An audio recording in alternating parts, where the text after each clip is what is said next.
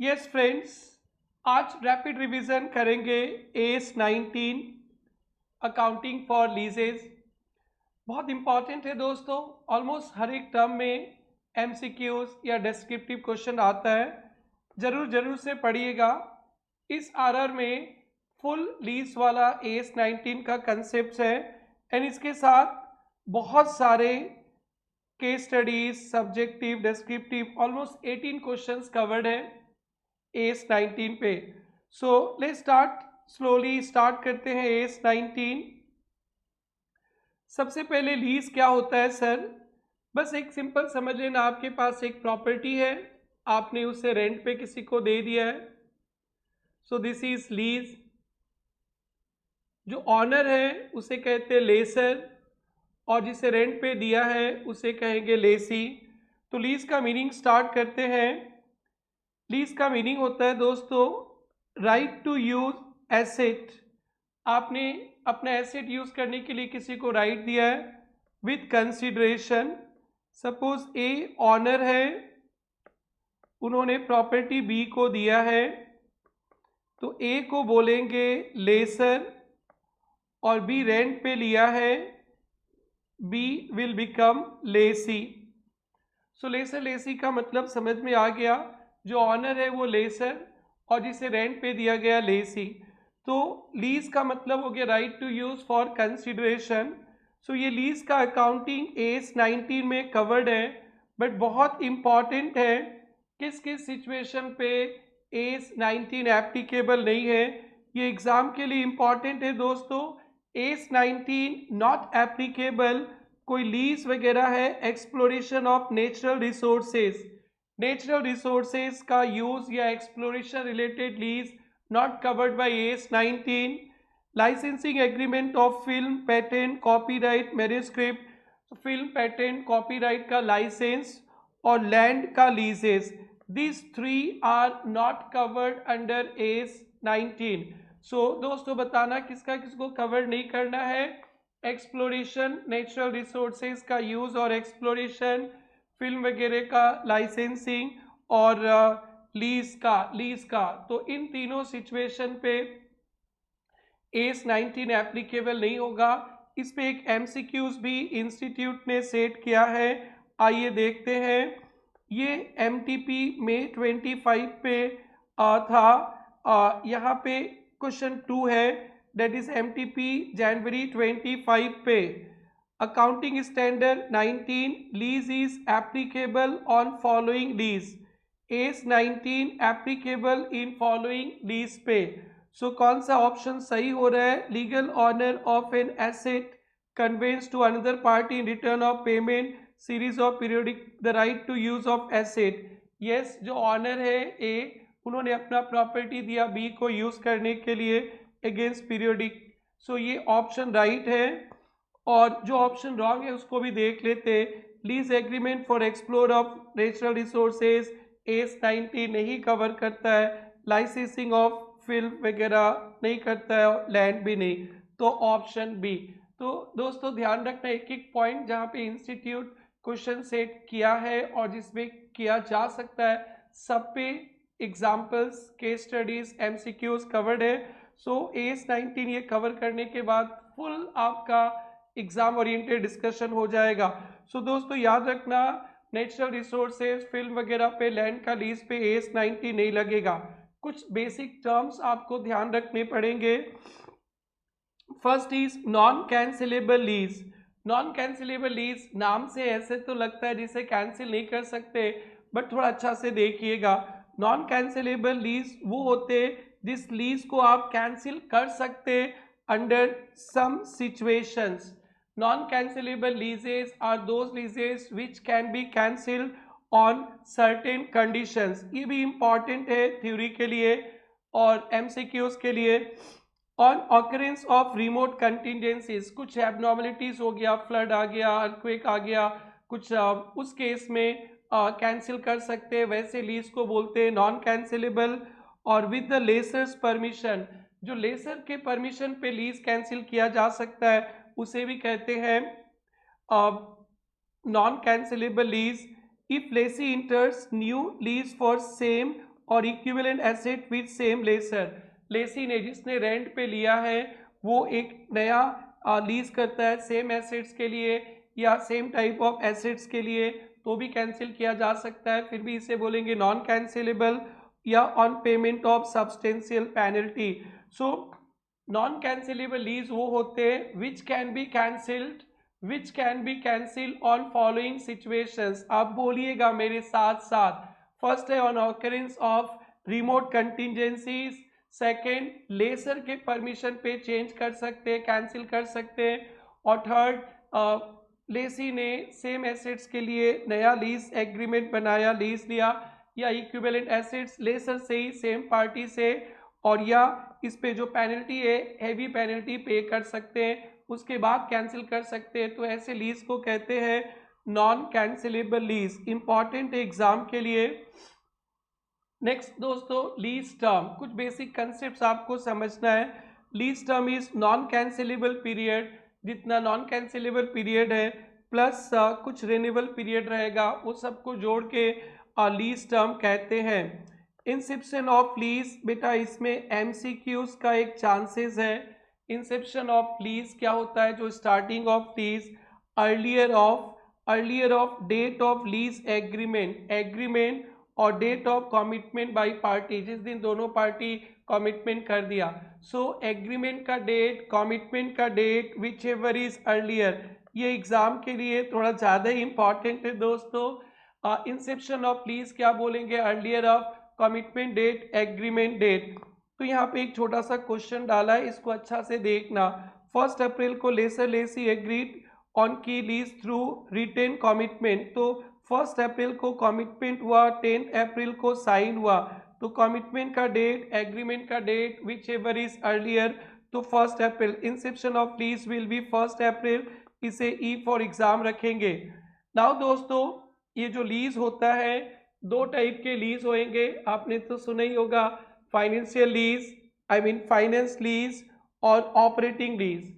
Lease कितने type के होंगे, दो टाइप के फाइनेंस लीज, ऑपरेटिंग लीज। कैसे डिसाइड किया जाएगा फाइनेंस लीज, ऑपरेटिंग लीज? बेटा पहले आपको चेक करना पड़ेगा फाइनेंस लीज है क्या। फाइनेंस लीज के लिए कुछ डिटर्मिनिस्टिक कंडीशंस है, एग्जाम के लिए इंपॉर्टेंट है। किसी एक को भी सेटिस्फाइड हो गया, किसी एक को भी सेटिस्फाइड कर लिया, ओबीएलपीएस में से किसी एक को भी सेटिस्फाई कर लिया, तो वो लीज बन जाएगा फाइनेंशियल लीज। और कुछ स्टैटिस्टिक इंडिकेटर्स भी है, ये सारे भी मिलकर फाइनेंशियल लीज बना सकते हैं।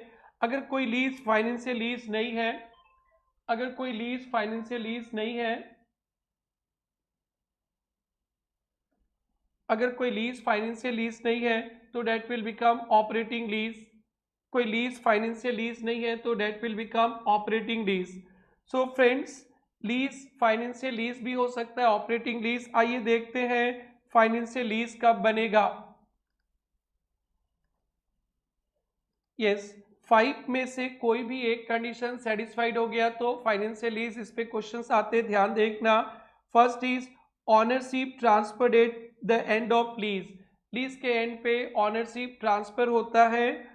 एंड बार्गेन परचेज ऑप्शंस, जो लेसी है ना जिसने रेंट पे लिया है, वो कम दाम में एसेट्स को खरीद सकता है। Lease term cover major part of assets economic life, assets का लाइफ 10 ईयर्स है तो 8 ईयर्स, 9 ईयर्स, 7 ईयर्स, 10 ईयर्स तक लीज पे ही दे देंगे। और यहाँ पे प्रैक्टिकल मिलेगा, थोड़ी देर बाद में समझाऊंगा इसे। Present value of minimum lease payment is equal to fair value of assets, present value of minimum lease payment is equal to fair value of asset. और ये एसेट्स एक स्पेशलाइज्ड होगा, वो लेसी के रिक्वायरमेंट के हिसाब से लेसर खरीदता है, usable only by lessee without major modification. तो बेटा OBLPS बहुत बहुत बहुत इंपॉर्टेंट है। आइए तो deterministic conditions, any one. O means ownership transfer होगा लीज के एंड पे, बी मीन्स लेसी के पास बार्गेन कम दाम में खरीदने का ऑप्शन है, और OBL, एल का मतलब lease term cover major part of assets, और P means present value of MLP is equal to fair value, और एस का मतलब ये स्पेशलाइज एसेट्स है, विदाउट मॉडिफिकेशन लेसी यूज करता है। बेसिकली लेसी के रिक्वायरमेंट के हिसाब से होता है। थोड़ा सजेस्टिव इंडिकेटर्स भी देख लेना।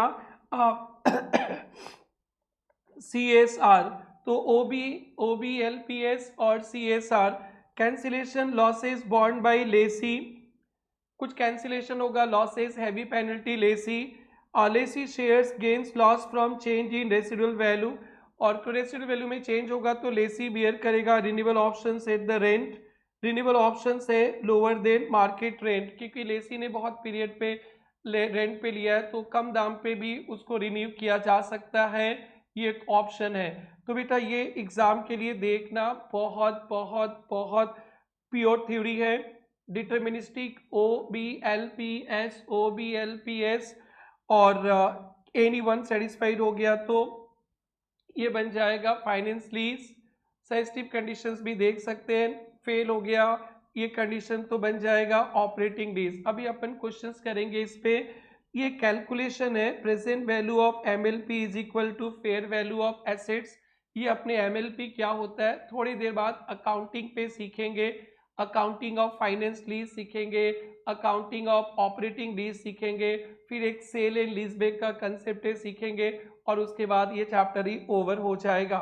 सो cancellation, classification of lease, lease दो टाइप का होगा, फाइनेंस लीज, ऑपरेटिंग लीज। ये क्लासीफाई करना एट द इंसेप्शन, और इंसेप्शन का मतलब तो आपको बताया था, earlier of the following, agreement का डेट, कमिटमेंट डेट, स्टार्टिंग में ही अपने क्लासीफाई कर लेंगे कि ये फाइनेंस लीज है या ऑपरेटिंग लीज, फिर उस तरह से अकाउंटिंग होता है फ्रेंड्स।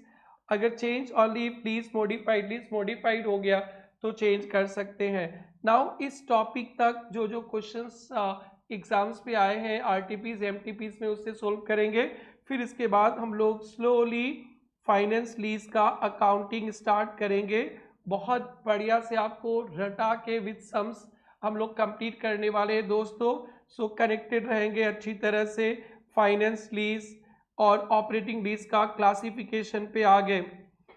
सरगम, सरगम लिमिटेड लेसी, जिसने प्रॉपर्टी रेंट पे लिया लेसी, टेकन मशीन फ्रॉम अधुन limited lessor for 13 years, 13 years के लिए लिया है, 50,000 annual, life is 15 years, how this lease agreement classified. So बेटा ये 15 साल का एसेट से 13 लिया तो मेजर पार्ट ऑफ एसेट्स तो आपने ले लिया, finance lease because lease term major part, तो ऑप्शन 2। ये MTP में 25 में कभी भी 2 मार्क्स के लिए टपक सकता है।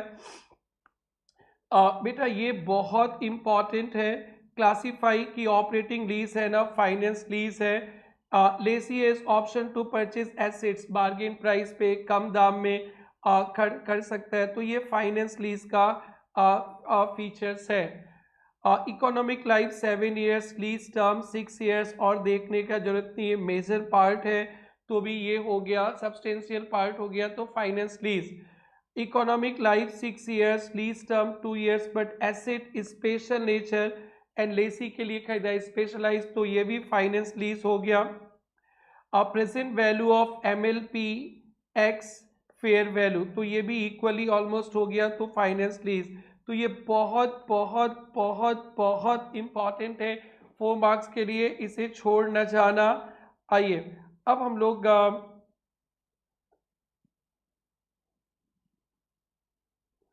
चलते हैं अकाउंटिंग करने। तो दोस्तों ये पता चल गया कि लीज दो टाइप के होंगे, क्या क्या दो टाइप के, finance lease, operating lease. Finance lease में लेसी के घर में जिसने रेंट पे लिया, लेसर के घर में सीखेंगे, 2-3 कैलकुलेशन है। ऑपरेटिंग लीज तो एकदम थोड़ा ही है, और सेल एंड लीज बैक तो जस्ट 5 मिनट का टॉपिक है। सो यूं ही देखते देखते आपका लीज अकाउंटिंग ओवर हो जाएगा। अब अपन सीखेंगे फाइनेंस लीज का अकाउंटिंग करना। दोस्तों यहाँ दो पार्टी है, लेसी जिसने रेंट पे प्रॉपर्टी लिया है, उसके बाद उसके घर में कुछ नया नया टर्म सीखेंगे अकाउंटिंग। लेसर जो ऑनर है जिसने लीज पे प्रॉपर्टी दिया है, उनके घर भी सीखना है अकाउंटिंग करना। सो फर्स्ट हम लोग सीख रहे हैं, जा रहे हैं लेसी के घर में अकाउंटिंग करना, लेसी के घर में जिसने रेंट पे प्रॉपर्टी लिया। तो यहाँ पे एक टर्म मिलेगा दोस्तों, minimum lease payment. Minimum lease payment का मतलब होता है लेसी जिसने रेंट पे प्रॉपर्टी लिया है वो उस प्रॉपर्टी के लिए लेसर को जो पैसा देगा वो उनके लिए एमएलपी है। लेसी जो रेंट पे करेगा या खरीदेगा एसेट्स लास्ट में वो पे करेगा वो उनके लिए एमएलपी है। और लेसर ऑनर के लिए उस प्रॉपर्टी के अगेंस्ट जो भी पैसा मिलेगा बेसिकली रेंट ही मिलता है, प्लस कभी कभी प्रॉपर्टी कोई और खरीद लेगा तो वहाँ से भी मिलेगा तो एमएलपी। बस देने वाले के घर से जितना जाएगा वो एमएलपी है उनके लिए और पाने वाले के घर में जितना आएगा वो एमएलपी। सिर्फ देने वाला पाना वाला तो इक्वल ही होता है। कभी कभी क्या होता है ना एसेट्स लेसी नहीं खरीदता है तो कोई और बाहर वाला भी खरीद सकता है तो लेसर को थोड़ा सा ज़्यादा भी मिल सकता है। तो ध्यान से देखना लेसी के लिए लेसी जिसने प्रॉपर्टी रेंट पे लिया है लीज रेंट यही तो रेंट पे करते हो plus guaranteed residual value. Lessee बोला कि भाई मैं रेंट भी दे रहा हूँ और पीरियड जब खत्म हो जाएगा एसेट्स का लाइफ तो मैं उसे खरीद भी लूंगा तो guaranteed residual value lessee only. Lessee के लिए एमएलपी इसका भी एग्जांपल्स है दोस्तों lease rent plus guaranteed residual value. जब लेसी के घर में अकाउंटिंग करेंगे तो यही और लेसर के घर में सेम बेटा lease rent plus guaranteed residual value. Lessee भी प्रॉपर्टी खरीद सकता है थर्ड पार्टी, अगर थर्ड पार्टी खरीदेगा तो यहाँ पे नहीं आएगा लेसी के घर में यही आएगा। तो लेसी जो दे रहा है और लेसर को जो मिलेगा सर लेसर को बाहर से भी मिल सकता है, हाँ मिल सकता है। Guaranteed residual value, residual value मतलब स्क्रैप वैल्यू उस पर भी आएंगे। बस इतना ही एमएलपी हो गया। इसमें एमसीक्यूज पे काम आएंगे दोस्तों और आपके बड़े क्वेश्चंस पे भी आएंगे। लेसी जो देने वाला है रेंट प्लस वो गारंटेड रेसिडुअल वैल्यू और लेसर को जो मिलने वाला है rent plus guaranteed residual value. Lessee खरीद लिया तो ठीक है और नहीं खरीदेगा तो बाहर से। एक्सक्लूजन्स एमएलपी में ये सारे आइटम्स नहीं आएंगे।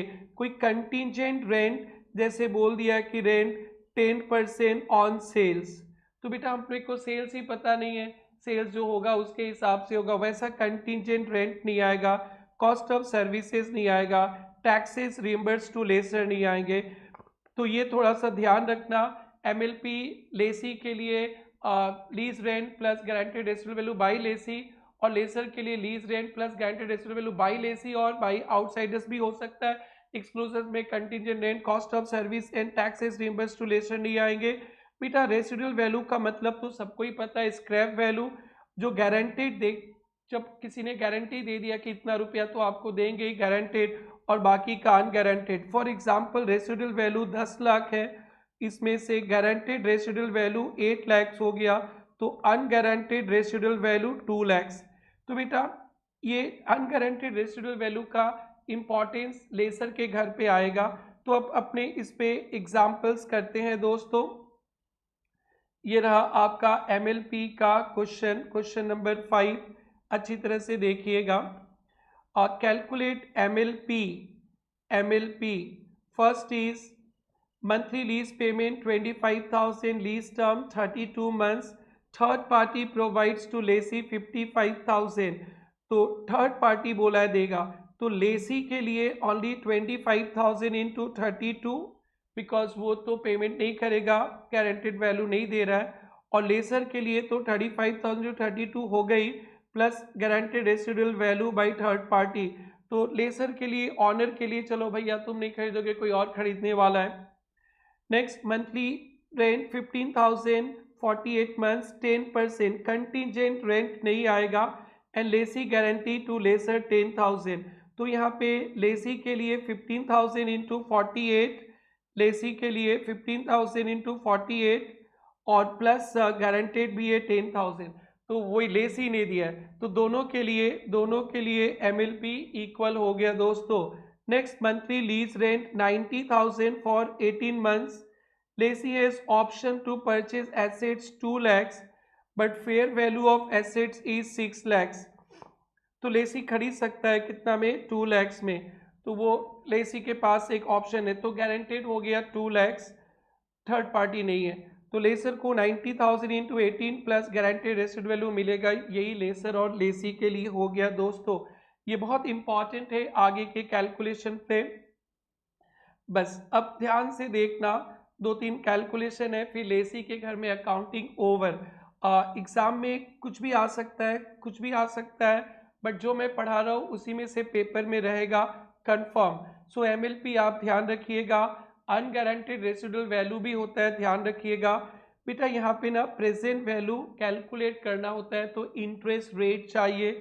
Interest rate means that discount rate at which present value of MLP plus present value of unguaranteed residual value is equal to fair value.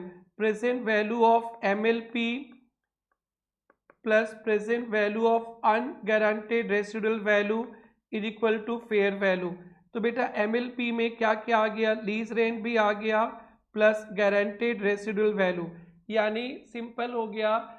जो लेसर है ऑनर को पैसा क्या क्या मिलेगा, लीज रेंट तो मिलेगा ही, गारंटेड रेसिडुअल वैल्यू भी मिलेगा, बट अनगारंटेड रेसिडुअल वैल्यू भी मिल सकता है। तो जो डिस्काउंटिंग फैक्टर पे present value of MLP and unguaranteed residual value equal to fair value, उसे इंटरेस्ट रेट इम्प्लिसिट कहते हैं, जिसको इंटरनल रेट ऑफ रिटर्न भी कहते हैं। अब मेन मुद्दा accounting treatment in the books of lessee. Lessee आप हो, आपने प्रॉपर्टी लिया है रेंट पे, उसका अकाउंटिंग कैसे करेंगे ध्यान से देखना। आपने रेंट पे प्रॉपर्टी लिया लेकिन अकाउंटिंग एंट्री लगाएंगे assets account debit to lease liability, जिससे आपने लिया है assets, lease assets account debit to lease liability. Assets दिखाएंगे, आपने लीज पे एसेट्स लिया है बट सब्सटेंशियली कवर इसका लाइफ, तो आप इसे अपने अकाउंट्स में एसेट्स दिखाओगे। एसेट्स लीगल ऑनर नहीं है फिर भी अकाउंट्स में सब्सटेंस ओवर फॉर्म बेसिस पे एसेट्स दिखाओगे। तो कौन सा वैल्यू पे एसेट्स दिखाना है ध्यान से देखना, ये very very very very very important.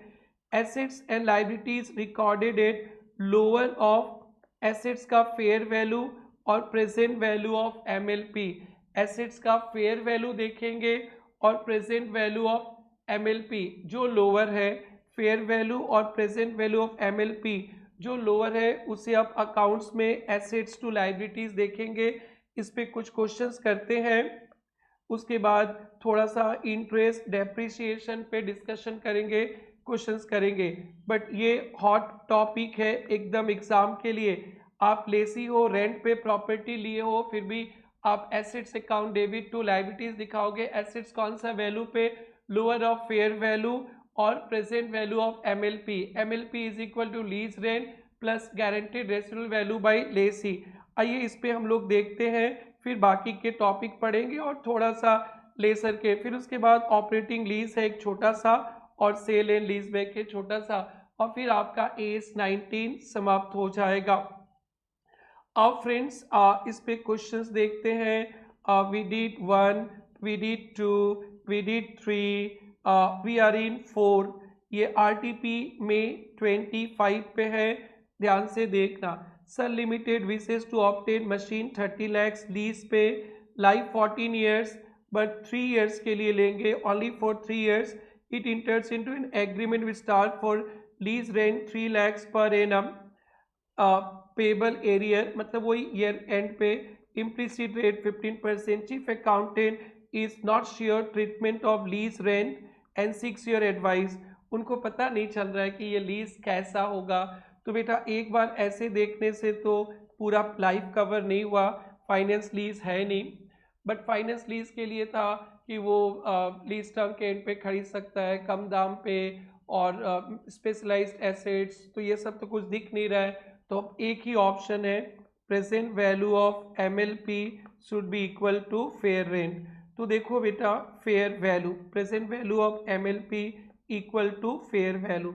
तो यहाँ पे एसेट्स का फेयर वैल्यू 30 lakhs है और लीज आप दे रहे हो, लीज दे रहे हो 3 lakhs और 3 साल का फैक्टर 3.36, तो 10.8 और यहाँ पे 30 lakhs है। तो वो फाइनेंस लीज का जो 5 में से कोई एक कंडीशन सेटिस्फाइड नहीं हुआ, therefore the lease agreement is an operating lease. ये क्या लीज हो गया, ऑपरेटिंग, एंड लीज पेमेंट जो दिए थे उसे PL में दिखा देंगे। तो ऑपरेटिंग लीज का अकाउंटिंग अपन करेंगे नेक्स्ट टॉपिक पे, पहले फाइनेंस लीज कर लेते। तो ये अच्छा क्वेश्चन था, जरूर से देखना दोस्तों। 4 हो गया, 5 हो गया, अब 6 भी है, 7 भी है। 6 MCQs है, थोड़ा बाद में करते। 7 MTP में 26 में दिखाया था इंस्टीट्यूट की, मैं दे सकता हूँ एग्जाम पे। You are required to give journal entries inception of lease to record taken on finance lease. लो, फाइनेंस लीज पे कोई प्रॉपर्टी लिया तो बेटा आप एसेट्स टू लाइबिलिटीज लिखोगे। कौन सा वैल्यू पे लिखेंगे? तो बेटा lease period 5 years, lease rent 50,000, guaranteed residual 25, fair value 2 lakhs. तो अपन क्या देखेंगे? फेयर वैल्यू 2 लैक्स और present value of MLP which ever is lower. तो इंटरेस्ट रेट 12.6% 1 to 5 ईयर्स का दे दिया। तो एवरी ईयर 50,000 का रेंट जाएगा। 50,000 टू फर्स्ट ईयर का फैक्टर, सेकेंड ईयर का फैक्टर, थर्ड ईयर का फैक्टर, फोर्थ ईयर का फैक्टर, फिफ्थ ईयर का फैक्टर और फिफ्थ ईयर के लास्ट में 25,000। तो ये 1,91,500 और 2 लैक्स। तो 5 यहाँ पे आप वैल्यू दिखा दोगे 1,91,500, इतना बता दोगे तो इंस्टीट्यूट खुश होके 5 मार्क्स दे देगा आपको। और देखो ना बेटा, यहाँ पे 5 साल तक इक्वल है ना, तो डायरेक्टली भी कर सकते थे। 50,000 5 साल का फैक्टर को प्लस करके भी कर सकते थे। 0.89 प्लस 0.79 प्लस 0.7 प्लस 0.622 प्लस 0.552, तो 3.554। अब इसको 3.554 इंटू 50,000 इट कम्स 177,700 और ये 25,000 ओनली लास्ट ईयर है, तो इसका यही ले लेंगे 13,800। तो इससे ना टाइम बच जाएगा आपका इतना कैलकुलेशन में। 177,700 प्लस 13,800 191,500। पेपर सेटर ने बोला है कि फाइनेंस लीज है, क्या जनरेटरीज लगाएंगे? तो बेटा assets account debit to lessor जिससे खरीद लिए अपने, दिस इज आंसर। जरूर से प्रैक्टिस करना ऐसे क्वेश्चंस। ये भी वही सेम सम है, आप अभी प्रैक्टिस कर लेना, एक बार में ही आप सक जाएंगे। हम लोग भी डिस्कस कर लेंगे थोड़ी देर बाद। तो नाउ एक एक टॉपिक पे डिस्कशन हो रहा है, ये हो गया। नाउ बेटा इंटरेस्टिंग पॉइंट, आपने तो एसेट्स परचेज का एंट्री दिखा दिया। जो आप लीज रेंट दोगे हर एक साल, उस लीज रेंट पे कुछ इंटरेस्ट रहेगा और कुछ प्रिंसिपल पेमेंट। तो लीज रेंट जो पे करेंगे ना, उसमें कुछ प्रिंसिपल रहेगा, कुछ इंटरेस्ट रहेगा और इंटरेस्ट को हम लोग PL में डालते चलेंगे। डेप्रिसिएशन लगेगा इस वैल्यू पे A10 और लीज रिलेटेड कुछ इनडायरेक्ट कॉस्ट, इनिशियल कॉस्ट वगैरह लगा होगा। तो बेटा एसेट खरीदने रिलेटेड कुछ इनिशियल कॉस्ट लगता है तो उसे कैपिटलाइज करते, तो कैपिटलाइज कर देंगे। तो बेटा इतना ही है सर? हाँ इतना ही है। अभी इस पे भी एक बड़ा सा सम्स दिखाऊंगा दोस्तों। लीज पे एसेट्स लिया है, फाइनेंस लीज, उसे हम लोग assets account debit to lessor लिखेंगे। कौन सा वैल्यू पे? Lower of the following. Lower of the following fair value और प्रेजेंट वैल्यू ऑफ MLP, जो लोअर होगा वो दिखाएंगे। और फिर जो हर एक साल लीज रेंट देते हो, लीज रेंट नहीं मानेंगे, उसमें कुछ प्रिंसिपल और इंटरेस्ट पेमेंट रहेगा और इंटरेस्ट PL में जाएगा। डेप्रिसिएशन A10 के बेसिस पे चार्ज कर देंगे इस एसेट्स के वैल्यू पे और कुछ इनिशियल कॉस्ट वगैरह रहेगा तो एसेट्स रिलेटेड उसे कैपिटलाइज करेंगे। ये सेम क्वेश्चन कंटिन्यू रहेगा दोस्तों। 7 नंबर एकदम ध्यान से देखना, 7 और 8 एक ही है। Annual lease rent 50,000, lease period 5 years, guaranteed residual value आपने गारंटेड दे दिया है 25,000। अनगारंटेड का लेसी के घर में कोई मतलब नहीं है, लेसर का घर में जब सीखेंगे बताएंगे। Fair value same, interest rate, तो present value of MLP is 1,91,500, assets account debit to lessor 191,500। Same problem, zero residual value, so allocation of finance charge over lease period. फिर allocation of finance charge over lease period, तो आप लोग आप लोग amount आपका दिखाएंगे 1,91,500 plus interest year 1 का 191,500 into interest rate 12.6% 24,129 minus lease rent जो फर्स्ट ईयर का दे रहे हैं आप, लीज रेंट 50,000 माइनस करेंगे,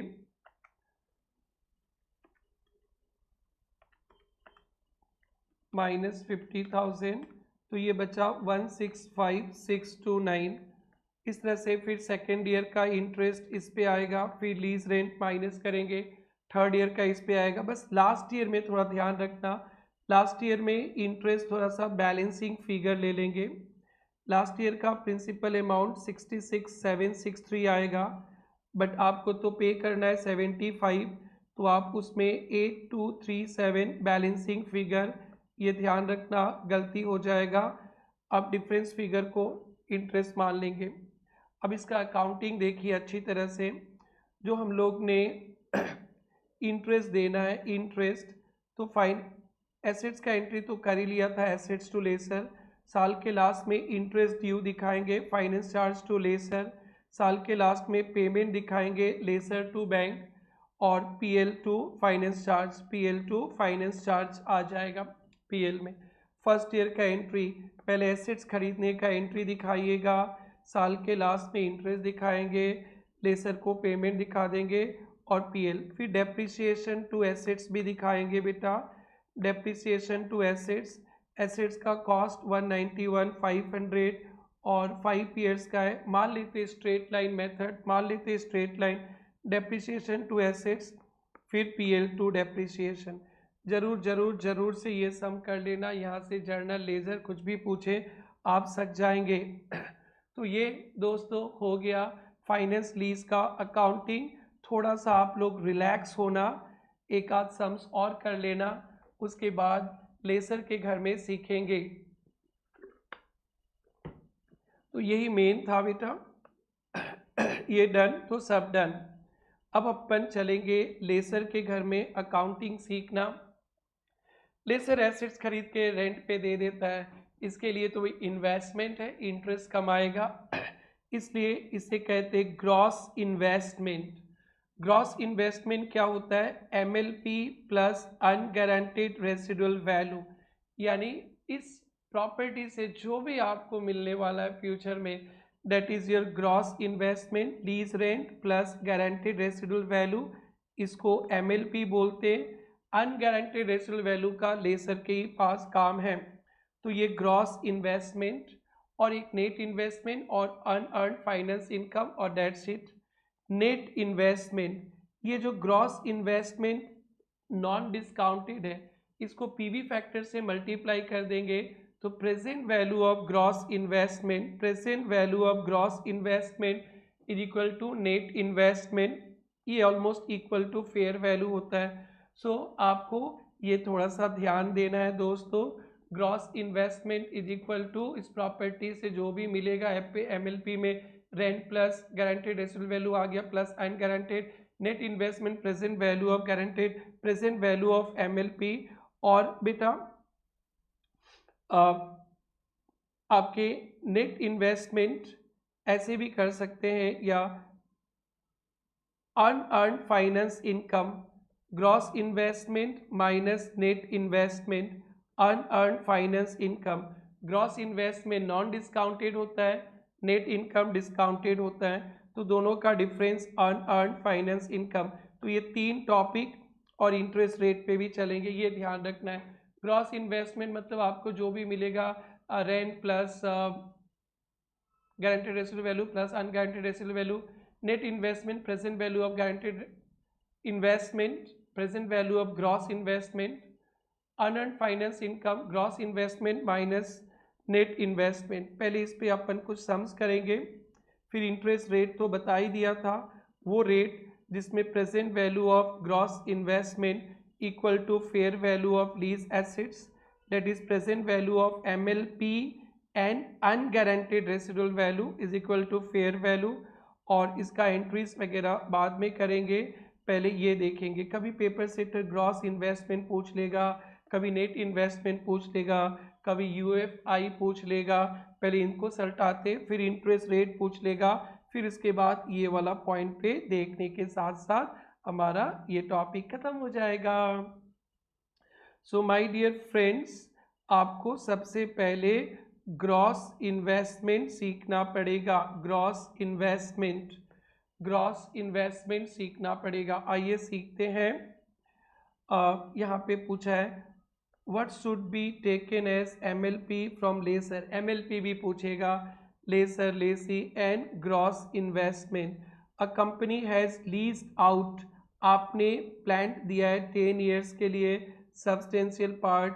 the lessee has agreed to pay lease rent 12 lakhs per annum for 7 years and 3 lakh for next year. Lessee ने, तो the lessee does not give guarantee, तो lessee के लिए हो गया 12 lakhs इंटू 7, 3 lakhs इंटू 3, तो ये हो गया लेसी के लिए एमएलपी। और for residual value, but a group of company gives guarantee 1 lakh, तो लेसर के लिए प्लस 1 lakh और हो जाएगा, तो 94 lakh MLP. Now but estimated residual value is 6 lakhs, तो अनगारंटेड रेसिडुअल वैल्यू एमएलपी में नहीं आया, 6 - 1 5 lakh। तो अब हम लोग लेसी और लेसर के लिए तो आपने एमएलपी सीख लिया। ग्रॉस इन्वेस्टमेंट पे लेसर के लिए यहाँ तक तो 1 आ ही गया था, guaranteed plus unguaranteed residual value 94 plus 1 99। बहुत इंपॉर्टेंट है आगे के कैलकुलेशन में। ग्रॉस इन्वेस्टमेंट लेसर के लिए होता है rent plus guaranteed residual value plus unguaranteed residual value, इसी को पीवी फैक्टर से मल्टीप्लाई कर देंगे तो नेट इन्वेस्टमेंट, और दोनों का difference GI minus NI, and that's your unearned finance income, that is interest. और almost net investment fair value के बराबर होता है। बेटा अब हम लोग इंटरेस्ट रेट का यहाँ पे एक क्वेश्चन है, पढ़ेंगे थोड़ी देर बाद। अब यहाँ पे P11 as per as 19 unearned finance income बोला है। Unearned finance income GI minus present value of GI, और प्रेजेंट वैल्यू ऑफ जीआई मतलब एमएलपी, रेंट वगैरह। तो directly the difference between gross investment present value of MLP from lessor and any, this is the option. ये देखो सितंबर 25 में डाला था, कभी आ सकता आपके एग्जाम पे। अनअर्न्ड फाइनेंस इनकम, बेटा GI minus present value of GI. RTP जनवरी 25 का और स्टडी मेट का क्वेश्चन भी है, छोड़ के नहीं जाना है दोस्तों। Fair value of assets 24 lakhs, lease term 5 years, lease rent 4 lakh, guaranteed residual value, expected residual value, unguaranteed residual value 0.7, internal rate, ये रेट भी निकालना सीखेंगे अभी 15%, ये सब दिया गया है बेटा फैक्टर्स। तो नाउ हम लोगों को देखना है सबसे पहले ग्रॉस इन्वेस्टमेंट 4 lakhs करके 5 years मिलेगा, 4 lakh इंटू 5 20 lakhs, और गारंटेड प्लस नॉन गारंटेड सब आ जाएगा तो 1.5, तो कहीं पे 21,50,000 मिलेगा। This is called gross investment, और इसी को पीवी फैक्टर से मल्टीप्लाई करेंगे। पहला साल का रेंट 4 लाख इंटू 0.8696, दूसरा साल का, तीसरा साल का, चौथा साल का, पांचवा साल का, 5th ईयर में गारंटेड भी मिलेगा, अनगारंटेड मिलेगा। तो this is called present value of GI, that is NI. तो earned finance income GI minus NI, this is 734540।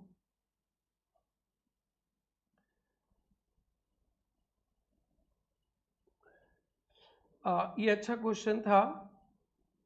ये P13 को भी ई फॉर एग्ज़ाम रखेंगे। MTP जनवरी 26 है, थोड़ा सा टेक्निकल है, आप इसको practice practice practice practice copy में लिख के करना, जैसे वन शॉट ओवर होता है। तो colour limited lease machine to red limited April 1, 2021, cost of the machine 18 lakhs, lease term 3 years, lease term 3 years, fair market value 18 lakhs, unguaranteed residual value 3 साल के बाद 2 lakh, internal rate of return 12%। यहाँ पे ना lease rent नहीं दिया है, एक इंटरेस्टिंग है, इसलिए practice practice practice. Expected life 5 years, 3 साल के दिया है। The machine will revert to colour on termination, lease payment to be made 3 at the end of each year in 3 equal parts, नहीं दिया rent.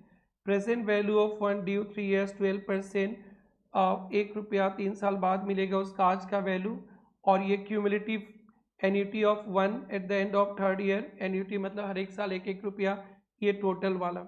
You are required to analyse whether lease consider finance lease and earn finance income. तो इस question में आपको समझ ही नहीं आएगा क्या पूछा है क्या नहीं पूछा है। तो पहले लीज रेंट कैलकुलेट करेंगे और ये पूछा है कि ये लीज क्या लीज है, फाइनेंस लीज है कि नहीं। तो बेटा यहाँ पे लीज रेंट नहीं दिया है, तो बट अपने को पता है present value that is NI, present value of MLP equal to fair value, NI is equal to fair value.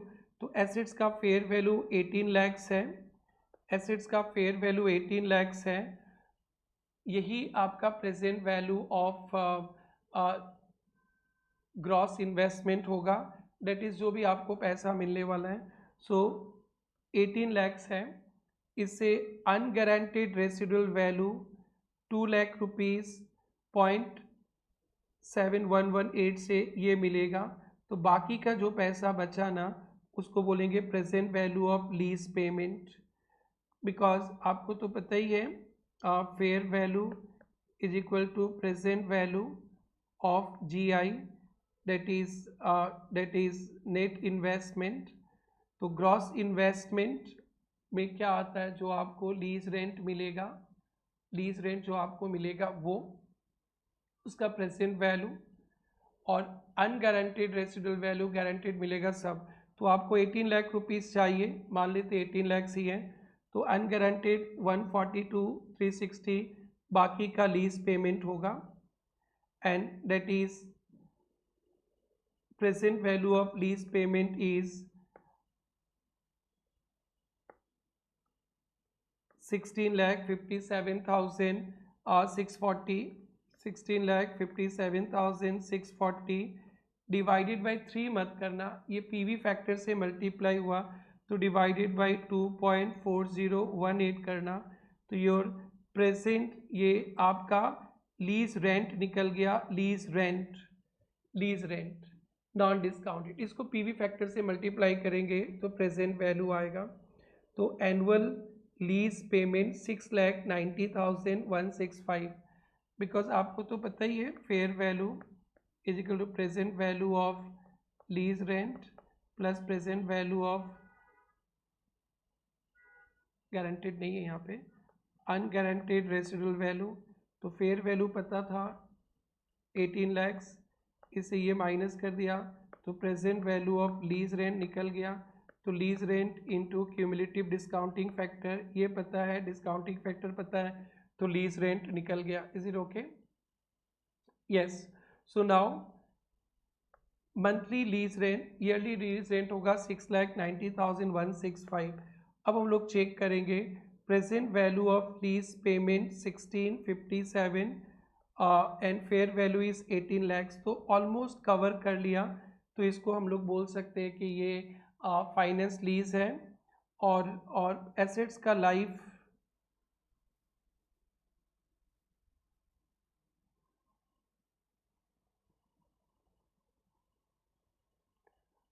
भी ऑलमोस्ट 3 ईयर्स है, और लीज टर्म भी 3 ईयर्स ही है। तो मेजर पार्ट एसेट्स का लाइफ कहीं दिया है क्या?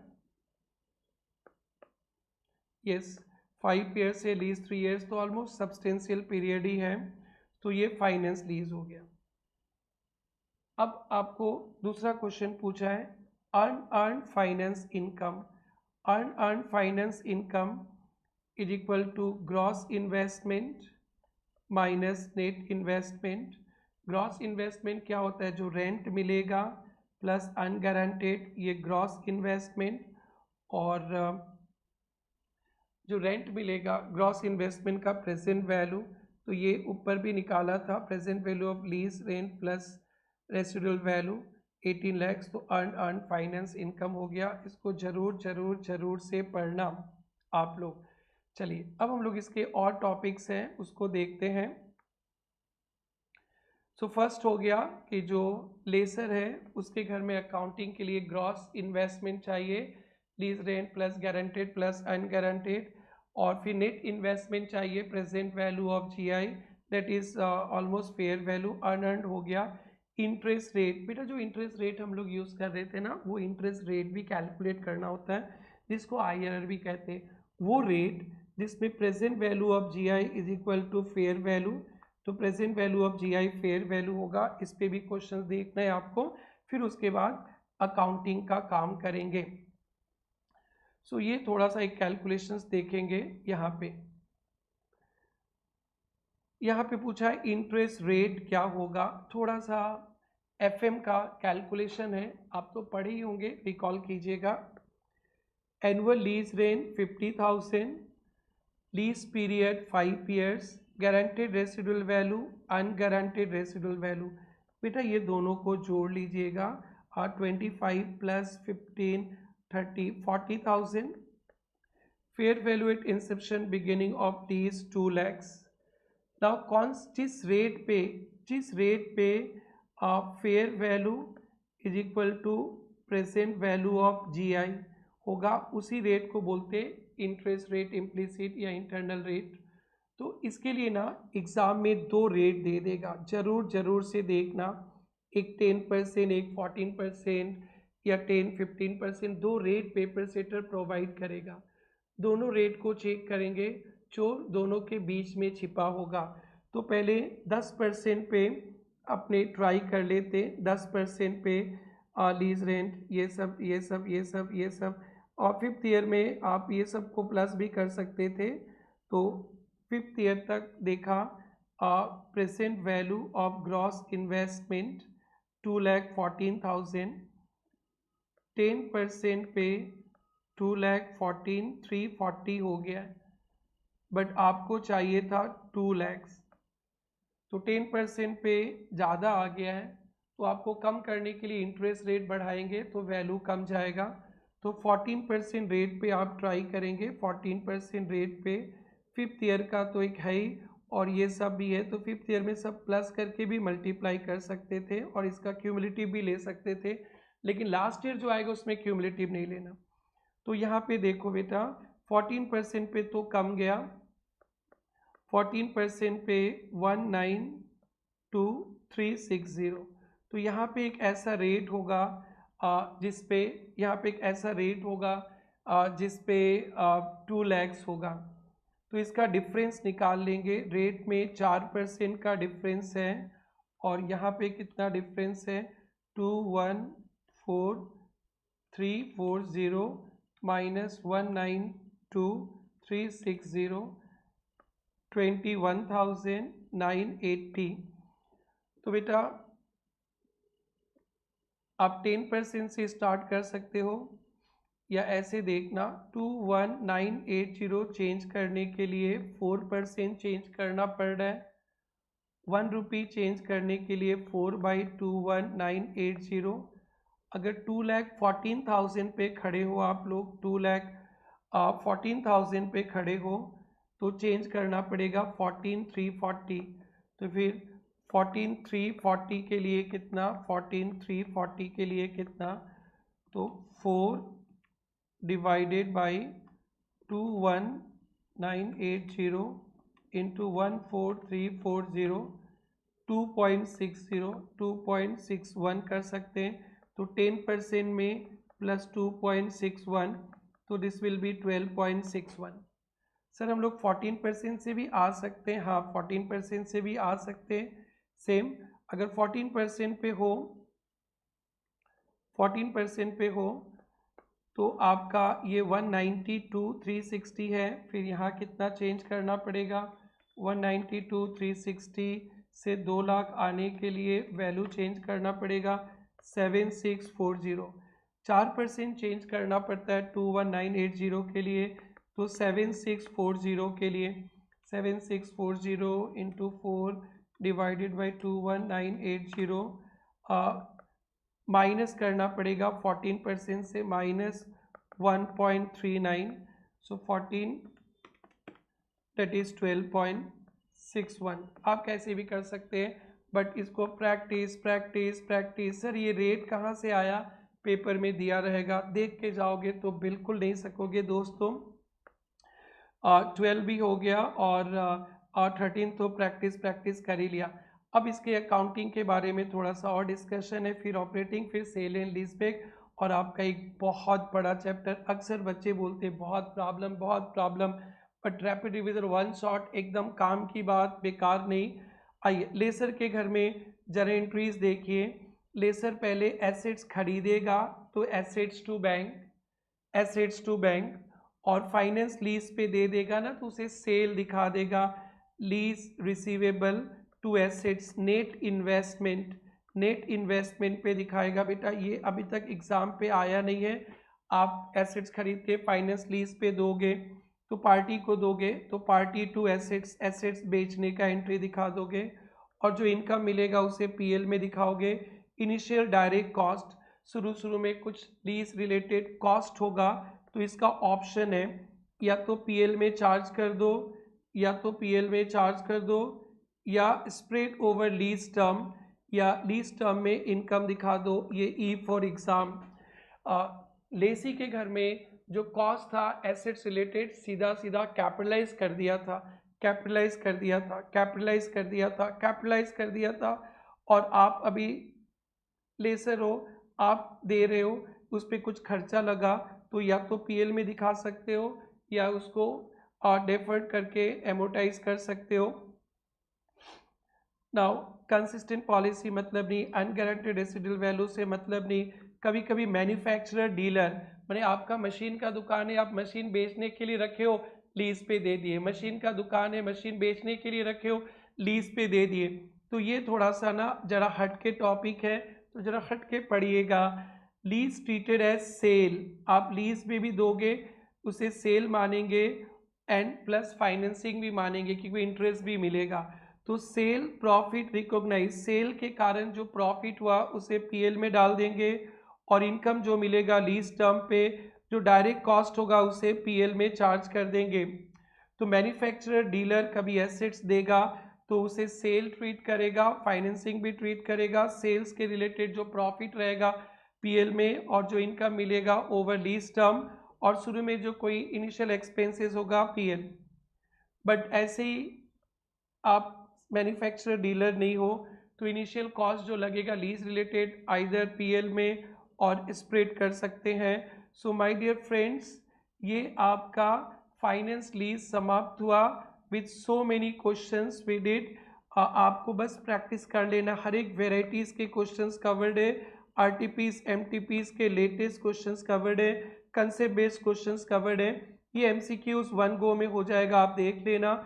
7 हो गया, 8 हो गया, पूरा डिटेल अकाउंटिंग लेसी के घर में कर लिया, और लेसर के लिए 9 भी हो गया, 10 भी हो गया, इंटरेस्ट रेट 11 भी हो गया, अनअर्न्ड फाइनेंस इनकम बहुत इंपॉर्टेंट है 12 13 भी हो गया। नाउ अब हमारा बारी होगा ऑपरेटिंग लीज का। ऑपरेटिंग लीज,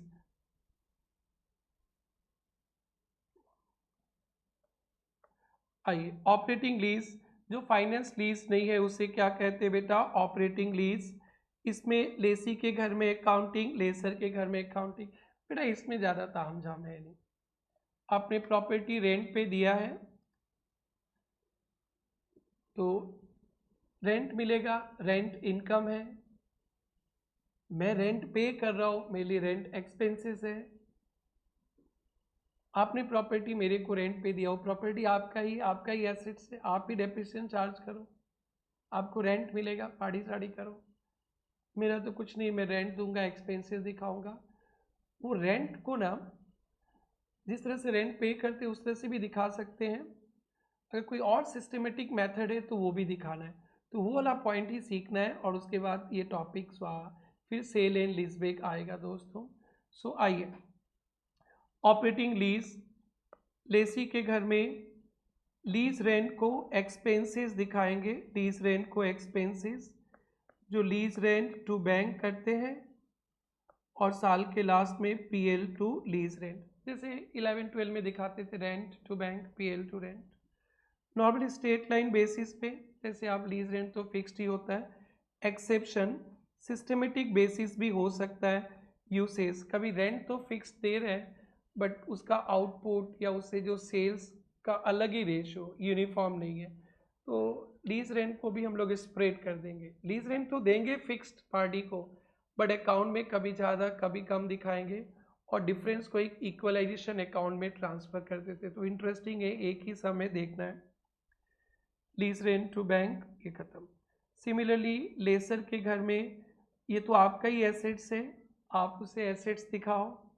आप इनकम हमेशा लीज रेंट फिक्स्ड होता है स्ट्रेट लाइन पे, कोई सिस्टमेटिक बेसिस है डेप्रिसिएशन भी चार्ज करो, और भी कोई डायरेक्ट कॉस्ट रहेगा lease rent related, direct cost कुछ रहेगा तो उसको डेफर्ड भी कर सकते हो, पीएल में भी दिखा सकते हो। आप डीलर हो, आप मशीन बेचते हो, कुछ एक आध साल के लिए रेंट पे दे दिए तो एसेट्स, उसको एसेट्स में कन्वर्ट कर देंगे। एसेट्स अब तो स्टॉक नहीं रहा एसेट्स में, कॉस्ट में दिखा देंगे पीपी। आपने मशीन रखा है बेचने के लिए, परचेज अकाउंट पे दिखा के रखे हो, अब उसको यूज़ करने लगे हो, आई मीन रेंट पे दे दिए हो, तो वो स्टॉक ना रहा, एसेट्स दिखा देंगे। और इसमें कोई प्रॉफिट्स वगैरह नहीं दिखाना है, no selling profits to be recognise, बस इतना ही है। सो फ्रेंड्स आइए देखते हैं ऑपरेटिंग लीज रिलेटेड एक क्वेश्चन सितंबर 24 में आया था, प्लस एमसीक्यूज में भी है।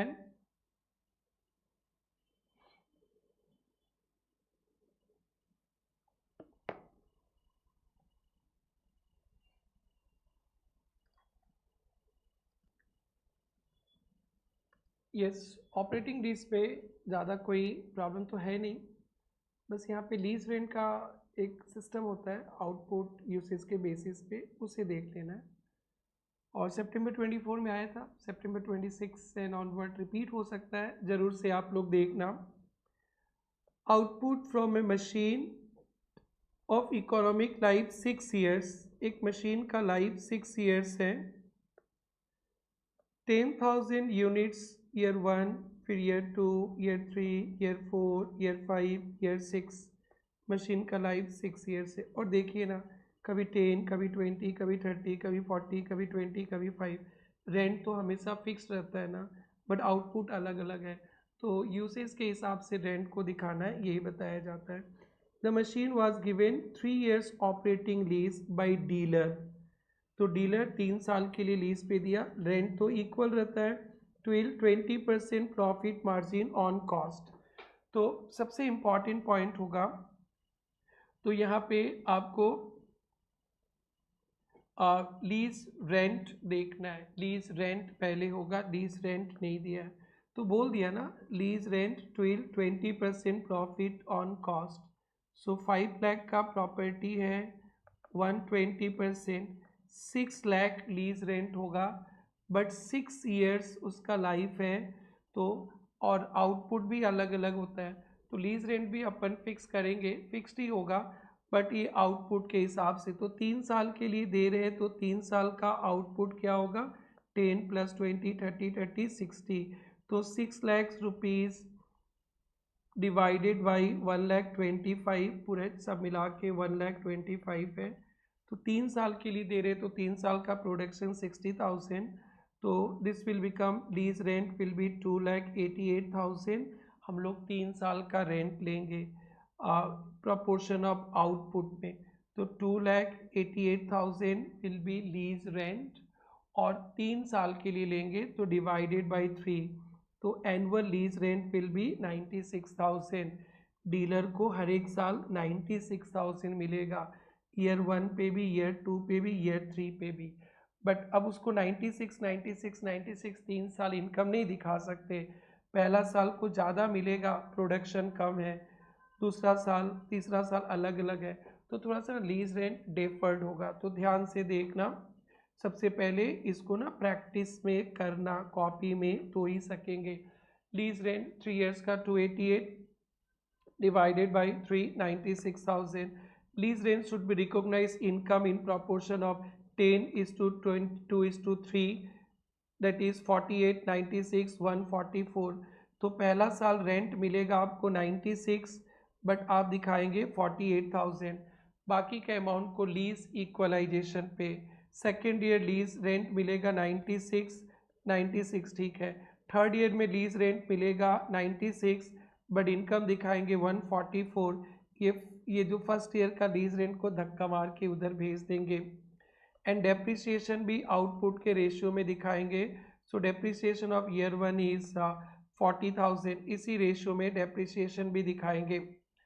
नाउ अच्छा से देखना, सबसे पहले लेसर के घर में ईयर 1 का accounting. Machine to purchase dealer है तो machine to purchase 5 lakh, stock से एसेट्स बना दिया। साल के लास्ट में लीज रेंट मिलेगा बैंक टू लीज रेंट 96,000। अपन लीज रेंट को पीएल में डालते थे, बट यहाँ पे आउटपुट आ रहा है 1:3 के रेशियो में, इसलिए लेसी से बैंक टू लेसी मिला 96 और 96,000 को लीज रेंट पे डालेंगे 48,000। बाकी का lease equalisation bank to lessee या लीज रेंट भी लिख सकते हैं, या बैंक टू लेसी 96 और लेसी से जो पैसा मिला है लीज इक्वलाइजेशन में 48 और करेंट ईयर का 48,000। फिर lease rent to PL, depreciation to assets और पीएल टू डेप्रिसिएशन। और नेक्स्ट ईयर तो बराबर है, और थर्ड ईयर में ये लीज इक्वलाइजेशन डेबिट हो जाएगा। तो ज़रूर से ये देख लेना, काफ़ी आपके एग्जाम के लिए। Since total lease rent due recognize same और the lease rent account will be close, ये सब हो जाएगा। एग्जाम में कभी पूछ सकता है lease equalisation can be shown balance sheet, current assets, current liabilities, nature of balance. Current assets current liabilities में दिखाएंगे। एक क्वेश्चन है accounting treatment of assets given operating lease, अभी पढ़ लिए थे, और आरटीपी में 26 है, ई फॉर एग्जाम रखना। और एक क्वेश्चन है जिसपे कंप्यूट एनुअल लीज रेंट पूछा है। एनुअल लीज रेंट, ये जो एनुअल लीज रेंट निकाले थे ना, ये वाला पूछा है। तो पूरा इसी फॉर्मेट में एमसीक्यूज पे क्वेश्चन देखते हैं, करते हैं। A machine was given on 3 years lease by dealer of a machine for 4 equal annual lease rent. A machine was given on 3 years lease by a dealer for equal annual lease rent will 20% profit on cost, which is 3 lakhs. 3 lakhs का 20%, 120%, so this will become 3,60,000. Economic life is 5 years. Estimated output जोड़िए 50,000 plus 60,000 plus 40,000 plus 65,000 plus 85,000, 3 lakhs है। लेकिन आपने rent पे 3 साल के लिए दिया है, तो 3 साल के लिए दिया है तो 50,000 प्लस 60,000 प्लस 40,000, 1,50,000। तो अभी सिखाया था 3 lakhs इंटू 1,50,000।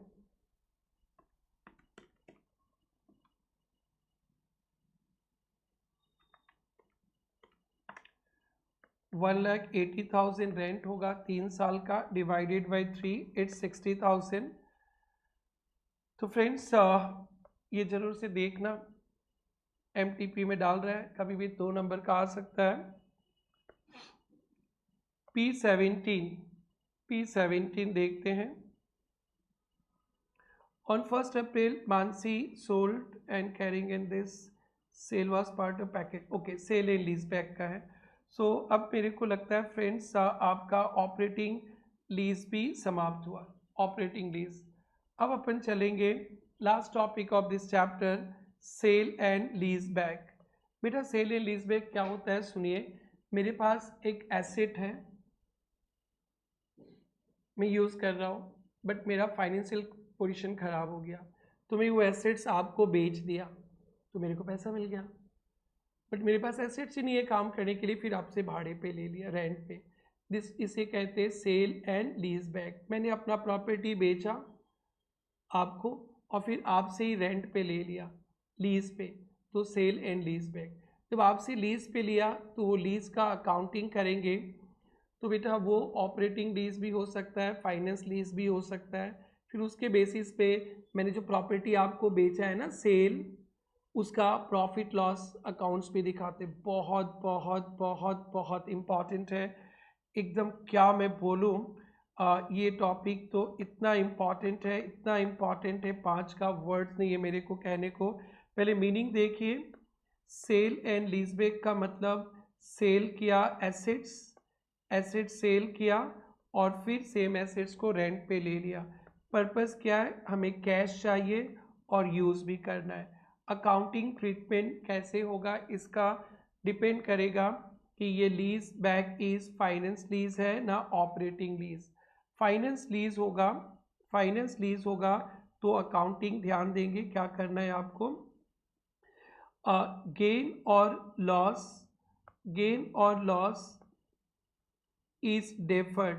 मैंने जो एसेट्स आपको बेचा है, उसका एसेट्स बेचा है, उसका सेलिंग प्राइस होगा, WDV होगा, उसमें जो प्रॉफिट लॉस हुआ डेफर्ड करेंगे एंड एमोटाइज्ड ओवर लीज टर्म, और उसे लीज टर्म में दिखा देंगे। सपोज मैंने एसेट्स बेचा 10 रुपया में, WDV 8 था, तो 2 रुपया प्रॉफिट हो गया, उसको हम लोग डेफर्ड करेंगे और एमोटाइज करेंगे। सपोज 5 साल का लीज है तो 5 साल में प्रॉफिट दिखाएंगे, ख़त्म बेटा। और उसके बाद ऑपरेटिंग लीज में थोड़ा सा डिस्कशन है और उसके बाद ख़त्म है बेटा आपका लीज। सो मेरे रिकॉर्डिंग टाइम में 1 आवर 20 मिनट्स तक आपका lease with so many questions cover हो जाएंगे। सो दोस्तों अच्छा से 2-3 बार रिवाइज करना, और अच्छा लगे ना प्लीज़ प्लीज़ अपने फ्रेंड्स को शेयर करना और कमेंट बॉक्स में ज़रूर से लिखना और कुछ सजेशंस भी देना और कैसा लगा लिखना। नेक्स्ट मेरा आ रहा है AS22, फिर AS20, सब हॉट केक्स है, आपको खाते जाना है एग्ज़ाम पे। सो फाइनेंस लीज होगा तो प्रॉफिट लॉस को डेफर्ड करेंगे, एमोटाइज ओवर लीज टर्म। इस पे भी क्वेश्चन रखा है दोस्तों, आइए इसे डिस्कस कर लेते हैं। ये क्वेश्चन है, on 1 April Mansi sold plant, आपने प्लांट बेच दिया 850 to 800 पे, and the carrying amount book value 180, तो बताइए प्रॉफिट हो गया। Sale was part of package under which Akash limited lease assets to Mansi, आपने प्रॉपर्टी आकाश को बेचा फिर आकाश से लीज पे ले लिया, तो सेल एंड लीज बैक। अब इंटरेस्टिंग है कि ये देखना है कि क्या लीज है for 8 years, for 8 years, economic life भी 8 ईयर्स, तो फाइनेंस लीज हो गया। The minimum lease rent has been fix 1,60,000। आप मानसी हो, आप रेंट दोगे 160, लेकिन आपका प्रॉफिट हो गया, कितना प्रॉफिट हो गया भाई, 850 to 800 माइनस 1,80,000 का माल बेच दिया, तो आपका प्रॉफिट हो गया 670 to 800। 8 साल में इनकम दिखा देना। डेस्ट the incremental borrowing is 10% per annum, calculate net effect, the lease term is 8 years, cover entire, and तो और वो भी बता दिया इक्वल है, तो फाइनेंस लीज है। तो यहाँ पे जो प्रॉफिट हुआ है will not be recognized in the year of sale, should be deferred, amortized 8 years में दिखाएंगे इतना, and the net effect will be, और आप लीज रेंट भी 1,06,600 पेमेंट करोगे। Lease lessee has fixed 1,60,000,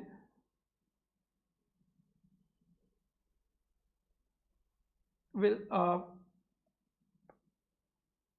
depreciation भी दिखाएंगे बेटा 858 800 पे आप फिर खरीद रहे हो, 106,600, एंड प्रॉफिट 6,70 to 800 को 8 ईयर्स में 84,100, तो आप उस एसेट्स को खरीद लिया, उसका डेप्रिसिएशन दिखाएंगे 106,600 और जो आपका प्रॉफिट हुआ उसको भी डेफर्ड कर दिया। Net effect has 22,500 statement of PL 8 years. तो ये बहुत इम्पॉर्टेंट है, ई जरूर से देखना। आपने जो प्रॉफिट हुआ था उसको डेफर्ड कर देना है, और जब डेप्रिसिएशन भी दिखाएंगे पीएल में और वो प्रॉफिट भी डेफर्ड नेट इफेक्ट भी दिखा सकते हैं।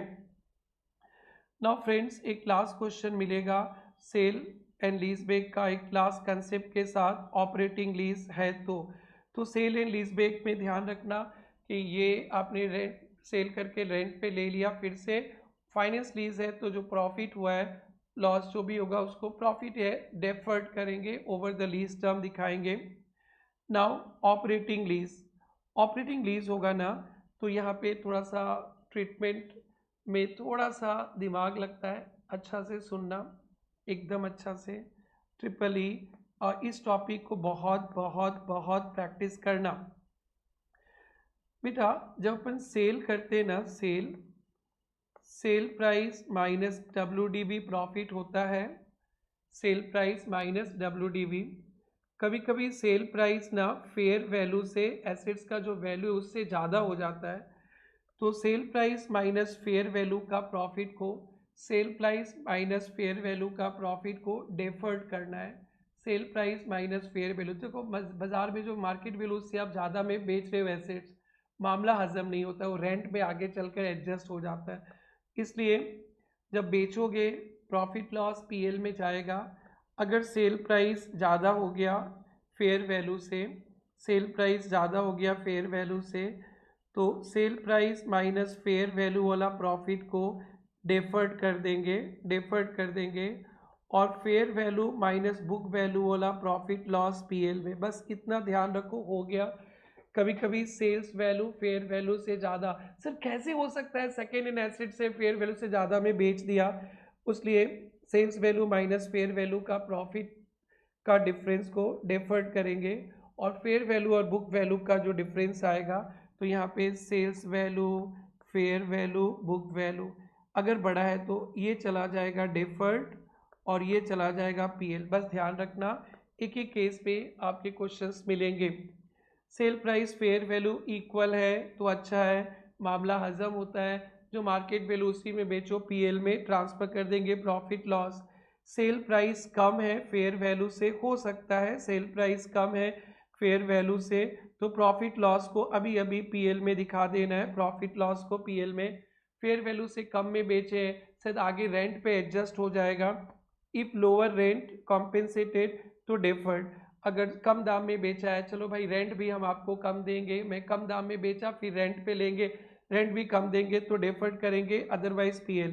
तो सेल प्राइस इक्वल है, कम है तो पीएल में स्वाहा, सेल प्राइस ज़्यादा है तो ये मंत्रा, सेल प्राइस बस ये बना लेना 3 घर, sale price fair value book value, sale price fair value का डिफरेंस को डेफर्ड करेंगे और बाकी का पीएल में भेज देंगे। सेल प्राइस फेयर वैल्यू का डिफरेंस को डेफर्ड करेंगे और फेयर वैल्यू और बुक वैल्यू को पीएल में भेजेंगे। इम्पेयरमेंट रूल, कभी कभी फेयर वैल्यू कैरिंग अमाउंट से कम है, बुक वैल्यू से कम है, तो फेयर वैल्यू अगर बुक वैल्यू से कम है तो वो इम्पेयरमेंट लॉस के तरह दिखा देंगे। Carrying amount and fair value should be recognized in PL. So बेटा फिर से देखना, प्रॉपर्टी बेचा है फिर रेंट पे लिया है, सेल्स प्राइस फेयर वैल्यू से इक्वल है, कम है तो प्रॉफिट लॉस, और सेल्स प्राइस फेयर वैल्यू से ज़्यादा है तो मामला हजम नहीं होता है, सेल प्राइस फेयर वैल्यू चला जाएगा डेफर्ड और फेयर वैल्यू बुक वैल्यू चला जाएगा पीएल। इस पे एक क्वेश्चन आ रहा है, लास्ट एंड फाइनल क्वेश्चन दोस्तों। नाउ ध्यान से देखना, A limited sold JCB WDV मतलब book value 20 lakh to B limited 24 lakhs में, 20 लाख का माल 24 लाख में बेचा, 4 lakh profit, and JCB lease back the assets, operating lease, finance lease होने से तो डेफर्ड कर देते हैं। नाउ आपने 20 लैक्स का माल 24 लैक्स में बेचा, 4 लाख प्रॉफिट, और ऑपरेटिंग लीज है, फाइनेंस लीज रहेगा तो कोई प्रॉब्लम नहीं। Sale price 24 lakhs, fair value equal, sale price fair value equal है तो डायरेक्टली पीएल में भेज दीजिए, पीएल में। Now fair value is 20, sale price is 24, तो यहाँ पे सेल प्राइस कम है, ओके, सेल प्राइस ज़्यादा है फेयर वैल्यू से, सेल प्राइस ज़्यादा है फेयर वैल्यू से, तो cell price minus fair value minus book value, ये डेफर्ड हो जाएगा, ये पीएल। सेल प्राइस कितना है, कितना है 24, फेयर वैल्यू 20, तो 4 लाख डेफर्ड हो जाएगा, और फेयर वैल्यू 20 और बुक वैल्यू 20, तो पीएल में 0, पीएल में 0। तो when fair value is 20, sale price 20, 4 lakh, profit 4 lakh deferred and amortized. Now fair value 22 lakh, sale price 25 lakh, तो same, sale price sale price sale price ज़्यादा है तो 25 माइनस 22, 25 माइनस 22 एंड 22 माइनस 24, ये 3 लाख डेफर्ड, और ये लॉस पीएल में, लॉस पीएल में 2 lakhs, fair value this 22 lakhs,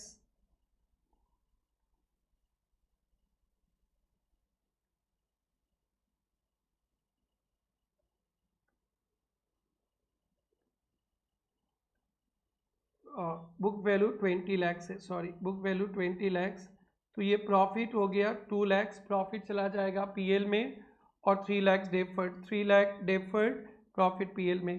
fair value 25 lakh, sale price 18, फिर से वही हो गया, सेल प्राइस ज़्यादा हो गया, सेल प्राइस ज़्यादा, तो cell price 18, fair value 25, book value 20, 18 और 25, 18 25, 18 25,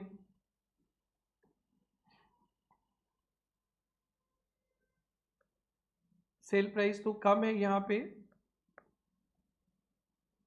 सेल प्राइस कम है, तो सेल प्राइस कम है फेयर में, तो डायरेक्टली पीएल में डाल देंगे, 18 है और आपका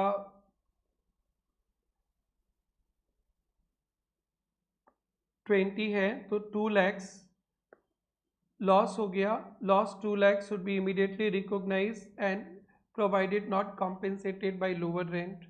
now last point, fair value sale price ज़्यादा, तो फिर से हम लोग क्या देखेंगे, sale price minus fair value minus book value, sale price 19, fair value 18, book value 20, तो 19 18 1 लाख डेफर्ड कर दो, should be deferred, 18 fair value दिए, 2 लाख लॉस पीएल में डाल दो, 2 लाख लॉस पीएल में डाल दो।